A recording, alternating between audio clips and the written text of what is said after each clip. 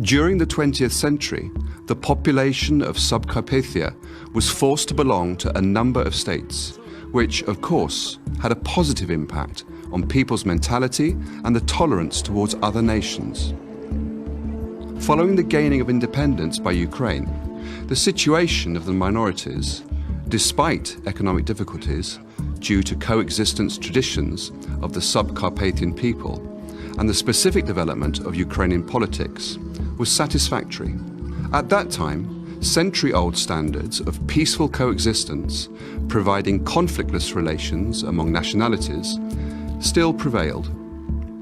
However, since the beginning of the new millennium, we have witnessed the development of the Ukrainian national state, a process of nationalization, as a result of which many centuries-old customs were violated and damaged, arousing new coexistence problems in the region.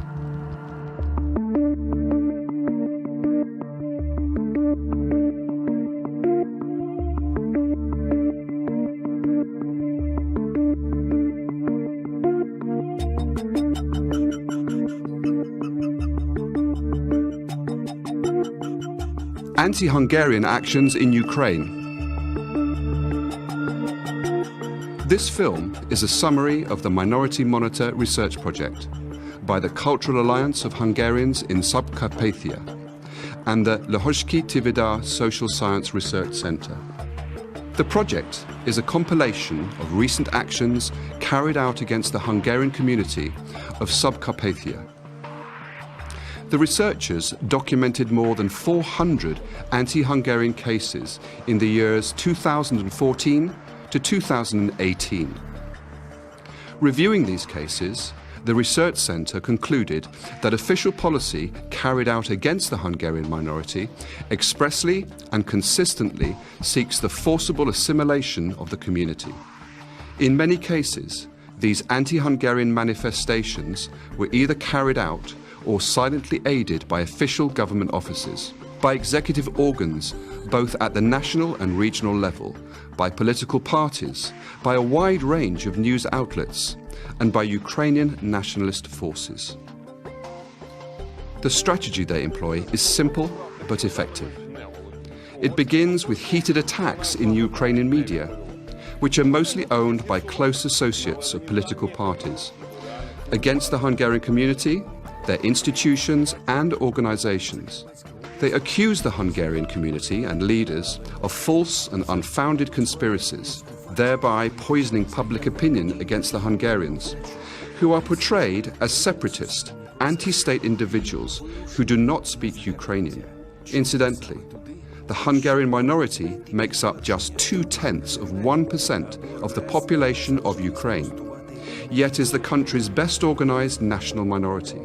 The anti-Hungarian campaign of denigration and hate-mongering carried out by the Ukrainian media and the anti-Hungarian attacks and events which have ensued are clear grounds for concern. In the following, we examine these events in turn. In 2014, we recorded 17 cases of anti-Hungarian activity. Of these, 4 were concrete actions that took physical form. The most serious cases in 2014 were the following. March the 10th, 2014. 2 unknown perpetrators poured a flammable liquid over the historical Hungarian monument in Verecke, then set it on fire. Either this was the work of a few hot-headed kids, or else it was a deliberate provocation planned by a third party. Unfortunately, in the times we live in, such provocations are frequent and occur throughout Ukraine. August the 29th. The Hungarian flag in Berehove is defaced by unknown perpetrators. September the 3rd, the Central Election Committee of Subcarpathia, in violation of legal regulations, failed to create an electoral district with a majority Hungarian population. April the 20th, 2015, in several ethnic Hungarian villages in the Uzsforod region, the Hungarian language place name sign was obliterated with black paint. In some places, the Hungarian flag was also stolen. August the 21st. Unknown perpetrators vandalized the statue of Hungarian poet Sándor Petőfi in Uzsföröd and broke off the sword. In 2015, the media recorded 18 instances of anti-Hungarian manifestations, of which 6 were physical attacks. In 2016, the number of these anti-Hungarian cases reached 31. March the 13th, 2016. A knife to the Hungarians' throats.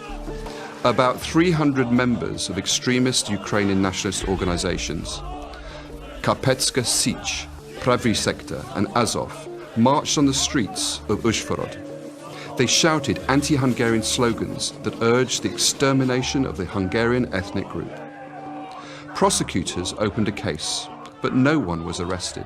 Kárpátalja egy sok nemzetiségű. Subcarpathia is home to many nationalities, and in my opinion, they live together in harmony.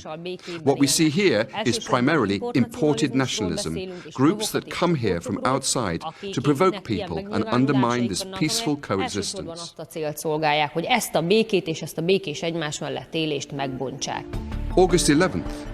The statue of Petőfi in Uzsföröd was vandalized once again, when unknown perpetrators again broke the sword off the statue.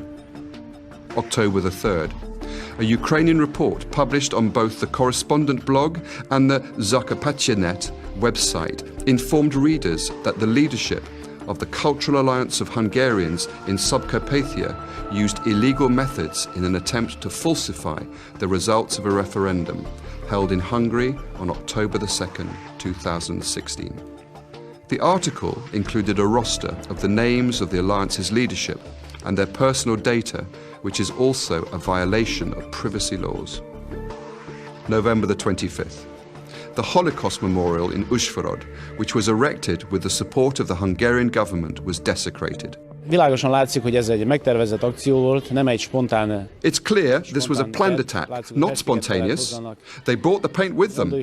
We think it was some marginal group or extremists. Naturally, we will take all legal steps and file a police report this very day. We hope they will find the perpetrators and punish them appropriately. This is not the first such incident around here. Several Hungarian monuments have been attacked and vandalized. This is just the latest one. Of course, we are outraged. It is an affront to all Europeans of goodwill. Ez természetesen felháborít, és minden jóérzésű európai gondolkodású embert bánt. In 2017, the number of anti-Hungarian incidents reported in the media rose to 89 cases, an almost threefold increase over the previous year. Of these, 26 cases involved physical attack. The most serious cases in 2017, January the 31st.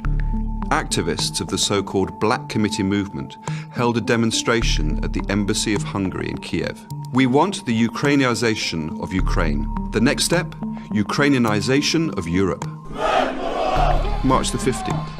On this Hungarian national holiday, the extremist organization Karpatska Sich held an anti-Hungarian demonstration in Uzsföröd, chanting the slogan, "Foreigners, get it straight. Ukrainians are in charge here." May the 19th. Anti-Hungarian signs appeared in several locations near Berehove and Vinohradiv. News portals in Kiev, followed by Ukrainian sites in Subcarpathia, claimed that these signs were actually placed by local Hungarians. The reports also falsely claimed that local ethnic Hungarian leaders had made statements about ethnic autonomy. June the 20th.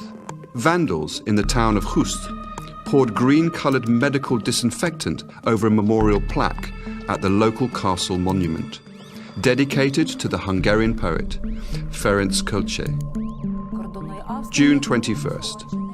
An influential central Ukrainian television station broadcast an alarmist report about the spectre of separatism.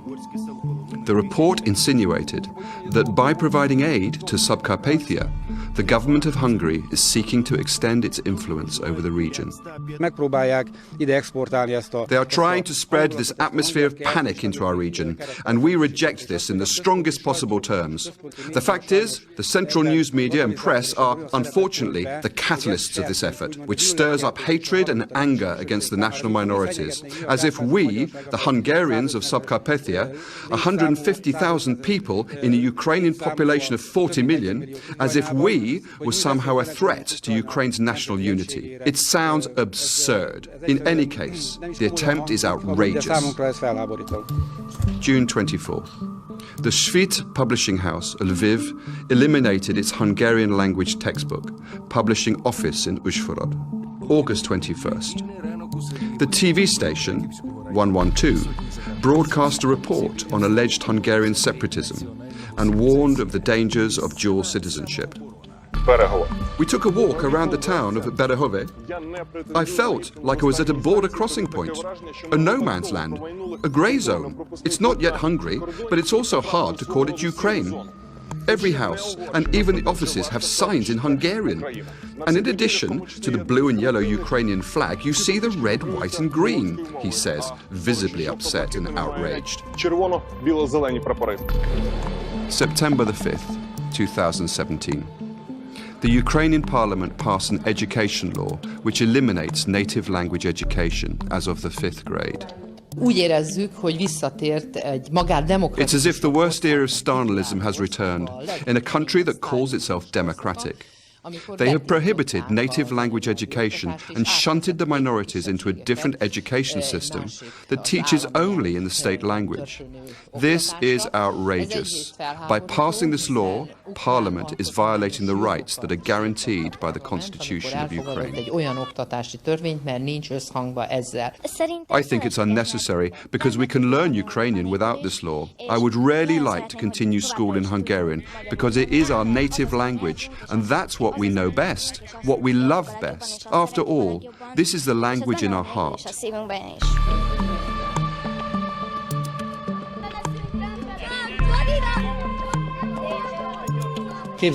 Just think about it. As it stands now, the Ukrainian language is taught as a second language. It is just one subject, but is not taught effectively. If this law now comes into effect, then the child won't be able to understand any of his subjects. If I don't know Ukrainian, then I won't be able to make headway in maths, geography, history, or physics either. September the 25th. Falsified pamphlets containing confusing and untrue information are distributed in several ethnic Hungarian areas in the name of the President of the Hungarian Alliance. October the 1st. A criminal gang was arrested. Its members, who are from Cherkasy in central Ukraine, were plotting to blow up the Hungarian Millennium Memorial in Veretske, Subcarpathia. October the 13th. A group demonstrated at the Hungarian consulate in Subcarpathia in favor of the restrictive new Ukrainian education law. Their slogan? All Ukrainians must learn the state language. November the 10th. On the webpage Ukrinform, the Hungarian College of Subcarpathia is referred to as a training center for separatists. November 11th. Down with Hungarian chauvinism, up with Ukrainian-Hungarian national brotherhood, reads a sign placed at the Hungarian consulate in Uzhhorod by activists of the Ukrainian extremist group Karpatska Sich. November the 12th. Ukrainian nationalists held an anti-Hungarian demonstration in the streets of Berehove. The demonstrators, wearing masks, tossed sound grenades and smoke bombs and tore down the Hungarian flag from the local mayor's office. People from eastern Ukraine took part who were willing to spend their time, money and gasoline to come to this faraway town on a Sunday when other people are with their families or at a church watching a game. They come here to show their strength and emphasize that this country is Ukraine. We already know that. We observe every single Ukrainian law, including the right to display our national symbols.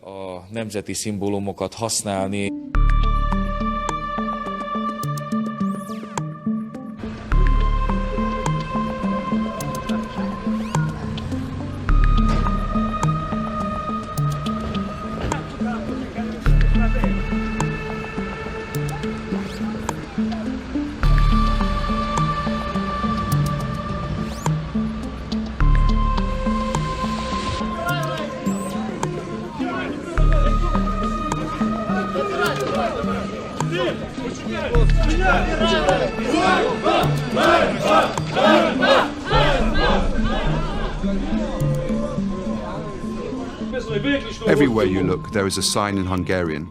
I'm a Ukrainian and I live here. I want to know what's written there. Maybe it says something that attacks me or my nation or my country. It might be propaganda against the state. And you see it all over Berehove. The Russians took away all the land that we gave them. We gave them too much, and the result was war. You Hungarians are putting pressure on us. You are doing the same thing. So now we are telling you, we won't give you anything. We will make no concessions. This is our land, and we make the laws. You want to live according to our laws? Go ahead. You don't want to? Then go live in Hungary. Thus said the leader of the extremists, who a few years ago set fire to the Millennium Memorial in Verecke and was never convicted. I really hope that the cameras were working and those people who were disturbing the peace will be prosecuted and punished.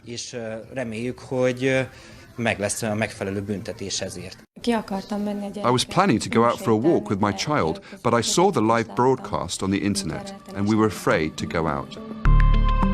The statue of Sándor Petőfi in Uzsgorod was vandalized once again. Unknown perpetrators dressed the statue of the revolutionary poet in a dirty sweater.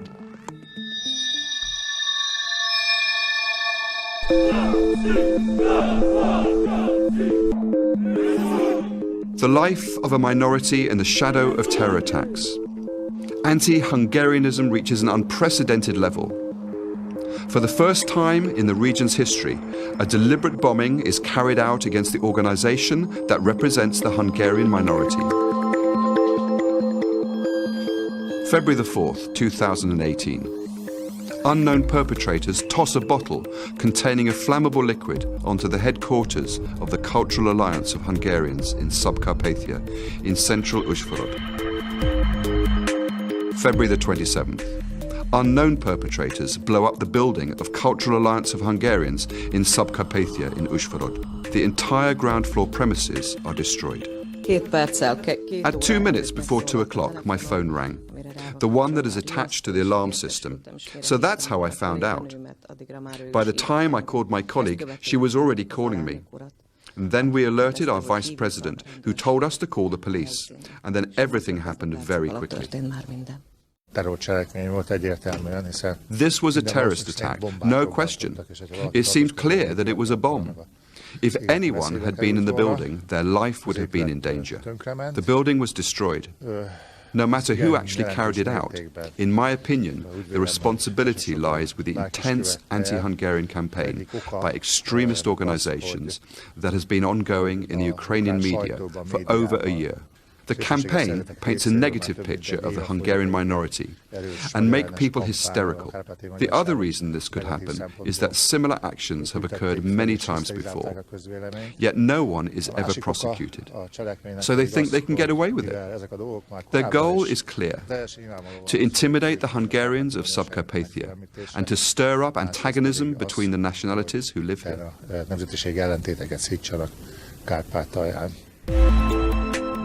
March the 1st. The Ukrainian parliament declares that the law guaranteeing language rights for national minorities is unconstitutional. Sergei Knyazev, head of the Ukrainian National Police, announces the arrest of 3 individuals suspected of involvement in the February the 27th bombing attack on the Hungarian Alliance headquarters in Uzsgorod. March the 5th.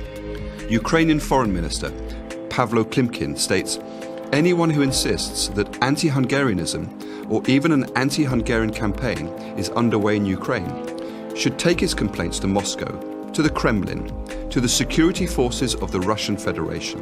At this time, 29 individuals traveling from Lviv to Subcarpathia, armed with baseball bats, box cutters and knives, were arrested by Ukrainian security forces at the county border town of Nizhny Vorota. On the night of March the 15th, in Berehove, unknown perpetrators smashed the windshields of 8 cars and 1 van having Hungarian license plates. Other cars, parked in the same lot, with Ukrainian, Czech and German plates, were untouched. April the 5th. Viktor Baloga, leader of the political party Jedini Center, submitted a parliamentary bill that would prohibit the use of any national flag except the Ukrainian on state and local government offices. June the 5th, the Ukrainian Security Service filed criminal charges of separatism against the Egan Ede Economic Development Center of Subcarpathia. The court has summoned our foundation to appear in court at proceedings carried out by the Ukrainian Security Service.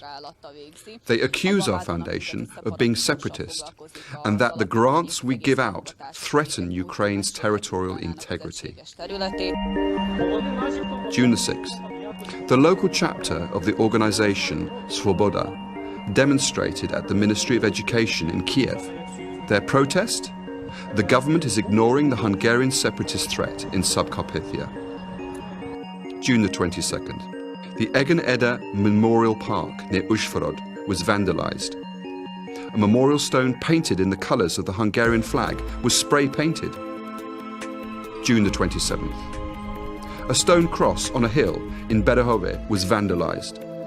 The perpetrators painted it in the colors of red and black, adding the following slogan: "Glory to Ukraine, glory to the heroes." August the 8th, the memorial stone, the Egan Ede Memorial Park, was again vandalized, just a month after it was restored following the previous attack. The stone, painted in the colors of the Hungarian flag, was now painted in red and black. August the 29th, perpetrators broke into the Roman Catholic Church of St. Stephen in Oknos Latina and vandalized its Hungarian flag. September the 18th. On this date, Ukrainian border officials at the Hungarian border began ongoing harassment of prominent ethnic Hungarians, association leaders, local public officials and journalists who are detained and subjected to extensive searches for hours on end with no explanation given or reports filed. The border guard checked my passport and then confiscated it and told me to pull over. He insisted on searching my car, even though he had no warrant and provided no documentation. Even though I demanded a copy of a report, demanded a reason for pulling me over, he said nothing. After more than an hour of this, they alerted the National Security Office in Berehove, who sent out an officer, and once he arrived, 5 more border agents searched my car 4 more times. When I asked what they were looking for, what am I charged with, they gave no explanation. And after holding me up for 8.5 hours, they let me go. This was about 10 minutes after midnight. September the 19th. Ukrainian Foreign Minister Pavlo Klimkin said he would not rule out the expulsion of the Hungarian consul from Ukraine. This after a hidden camera recorded a ceremony at the consulate in Berehove, in which Ukrainian citizens who are obtaining Hungarian citizenship recite the oath of allegiance. September the 21st. In an interview with the Ukrainian press, Foreign Minister Pavlo Klimkin accuses the Hungarian community of Subcarpathia of fueling separatism in the region. He insinuated that the Hungarians of Subcarpathia are a source of separatist threat that is aided by alleged Russian influence, in the context of the hybrid war being waged against Ukraine. September the 22nd. The Ukrainian nationalist website, Mirotvorets, which means peacemaker, published a database of names and addresses of individuals in Subcarpathia who allegedly have Hungarian citizenship. September 24th. The Berehove chapter of the organization Svoboda organized a demonstration at the local consulate of Hungary. Its declared purpose? To alert the Ukrainian government to what they consider to be Hungary's anti-Ukrainian policies. September 26th. The extremist Ukrainian nationalist organization, National Force, demonstrated at the Foreign Ministry in Kiev, demanding the expulsion of the Hungarian consul in Berehove. September 29th.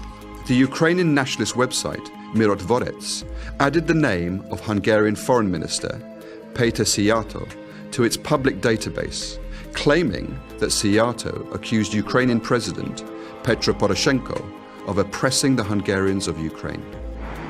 October the 2nd. Budapest must recall its consul from Berehove, otherwise Ukraine will expel him, declared Ukrainian Foreign Minister Pavlo Klimkin. October the 4th. Ukraine has declared Hungary's consul in Berehove to be persona non grata, according to the official website of the Ukrainian Foreign Ministry. October the 9th. Yaroslav Halas, Vice President for Human Resources of the Government Administration in Subcarpathia, declared that officials would investigate several hundred individuals, including public officials and county representatives, based on the list of more than 300 persons deemed to have Hungarian citizenship, as published on the Ukrainian website Mirotvorets. October the 10th. Hungary's Foreign Ministry summoned the Ukrainian ambassador due to Ukraine's escalating anti-Hungarian policies. The same day, Ukrainian parliamentary representative Viktor Baloga declared, Ukraine should adopt a policy of relocating citizens to Berehove in order to eradicate its ethnic Hungarian character. October the 12th. The website of the Ukrainian parliament published an appeal for signatures in favor of deporting ethnic Hungarians from Subcarpathia.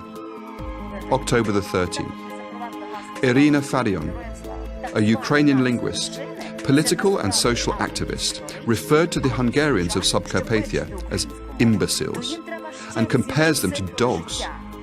According to the Ukrainian nationalist, Ms. Farion, the Hungarians of Subcarpathia have no place in Ukraine. Think about it. If you send a dog to be trained, you get it back a month later and it knows the commands. Sit, heel, down. But these people need 7 years to learn the language of Stepan Bandera, Taras Shevchenko, Lena Kostenko. Do we need all these imbeciles in Ukraine? They should take those passports they get from Hungary and move there. Where's the problem? Why should I have to feed them here? Why should I pay money for them to study in Hungarian or Romanian or Russian? And excuse me, in Polish?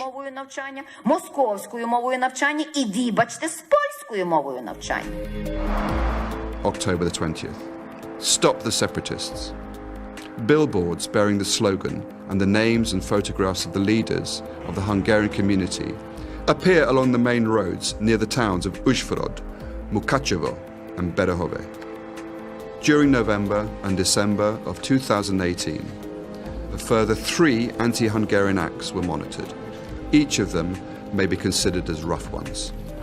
15th November 2018, Ildikó Orosz, rector of the Hungarian Institute of Subcarpathia, was interrogated by the Security Service of Ukraine as to her speech during the central commemoration event at the House of Terrors Museum in Budapest on the 23rd of October.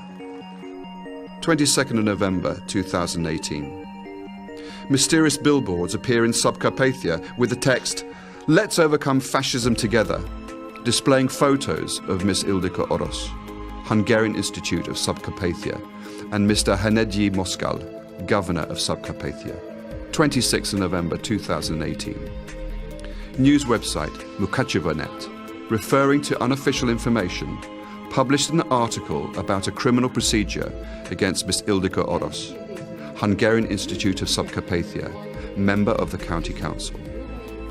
According to the information published on the website, Ms. Ildikó Orosz is charged under Clause 1 of Article 161 of the Criminal Code of Ukraine.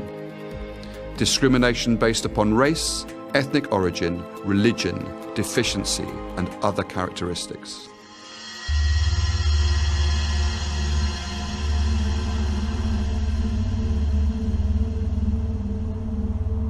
In addition to these incidents, Ukrainian legal measures continued in 2018, which drastically limited the existing rights of national minorities. There is still no agreement on the provisions of the education law that pertain to minorities which, if implemented, would violate Ukraine's international commitments and dismantle the current system of native language education for minorities.